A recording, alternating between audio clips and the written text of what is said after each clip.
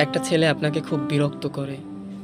আপনি সকালে খেয়েছেন কিনা, দুপুরে খেয়েছেন কিনা, কি করছেন, কোথায় যাচ্ছেন, কেন করছেন, এগুলো বলে আপনাকে বিরক্ত করে। আপনি ভাবছেন যে আপনাকে সত্যি, সত্যিই সে বিরক্ত করে। আপনার স্বাধীনতা সে কেড়ে নিয়েছে। না আপু, না। আপনি, আপনি দুনিয়া বোঝেন না। আপনি ছেলেদের মন বোঝেন না। একটা ছেলে আপনার দিকে তাকালে কত কিছু ভেবে ফেলতে পারে, এটা আপনি বুঝবেন না। একটা ছেলে বোঝে বলেই আপনাকে শাসন করে। একটা ছেলে বোঝে বলেই আপনার ছবি স্টোরিতেও দিতে দেয় না। কোথাও একা যেতে দেয় না। কারো সাথে কথা বলতে দেয় না। আমরা ছেলে মানুষ। আমরা বুঝি একটা ছেলে মানুষের মাথায় কি ঘোরে। একটা ছেলে মানুষ একটা মেয়ের কাছে কি চায়।